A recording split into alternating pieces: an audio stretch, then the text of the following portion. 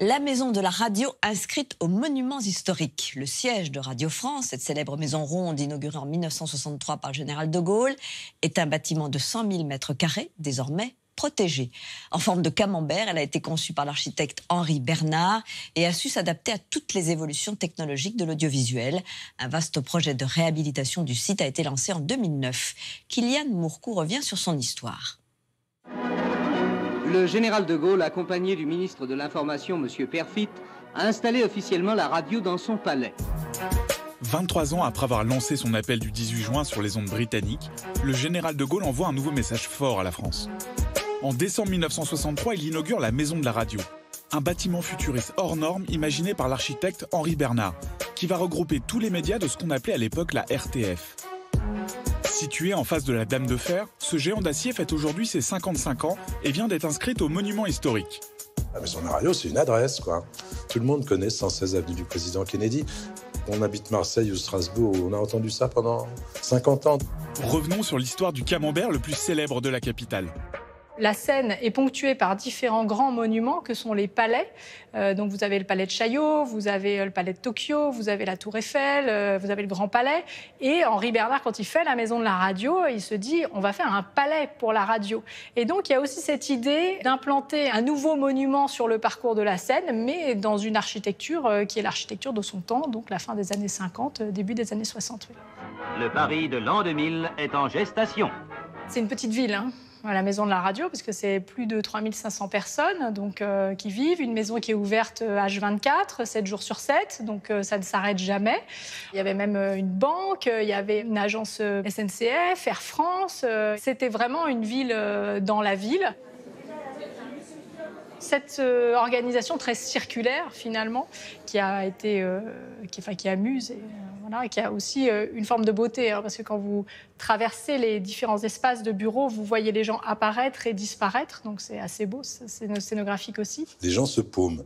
Mais les couloirs sont longs, donc on a le temps de réfléchir avant d'aller engueuler quelqu'un, par exemple. Quand il faut faire 300 mètres, bon, c'est pas comme de pousser la porte à côté. Pour concevoir cette maison, l'architecte Henri Bernard doit s'adapter à l'environnement existant et aux nuisances sonores importantes.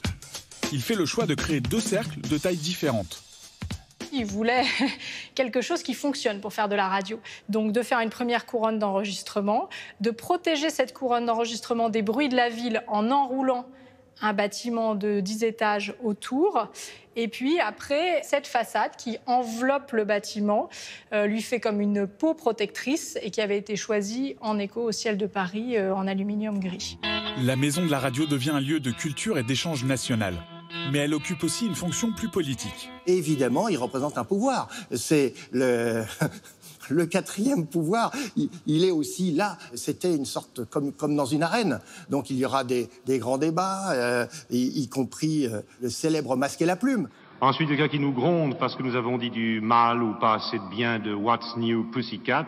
La convergence et divergence des points de vue, c'est ça qui est intéressant. Et le cercle, quelque part, il va provoquer ça.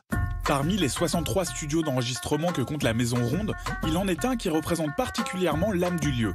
Le studio 104, c'est le plus bel instrument pour faire pour faire n'importe quoi.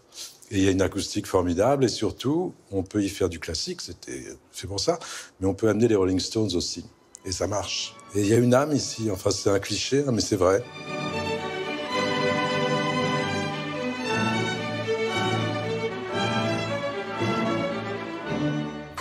Depuis plus de 50 ans, les artistes du monde entier se succèdent dans ces studios mythiques, qui donneront également naissance à des voix radiophoniques légendaires. Moi, je travaillais avec des gens comme José Arthur, Bouteiller, Chancel, Claude Villers. Radioscopie, José Luis de Villalonga. Jacques Chancel. Il se passait un truc, quoi. Donc, c'est peut-être ça aussi d'être un monument historique. C'est pas pour dire, c'est fané, machin. Je veux dire, c'est pas un amoncellement de cailloux, c'est un amoncellement d'idées, de symboles. Des idées qui foisonnent dans plus de 1000 bureaux étalés sur plus de 100 000 mètres carrés. Parmi les différentes salles, on retrouve également des œuvres artistiques conçues spécialement pour la Maison de la Radio.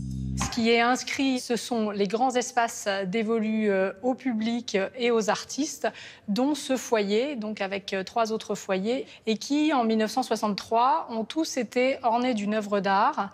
Donc celle que vous voyez derrière moi, c'est une grande tapisserie de Pierre Soulages. C'était vraiment la volonté de doter cette Maison de la Radio d'œuvres à l'échelle de la maison. Cette maison, qui entre donc dans une nouvelle ère avec cette inscription au monument historique, devient de fait presque intouchable. Et en plus, ça protégera la maison. C'est-à-dire, avant de foutre tout le monde dehors et puis d'en faire un hôtel, vous voyez, il va falloir appeler l'UNESCO pour leur demander la permission.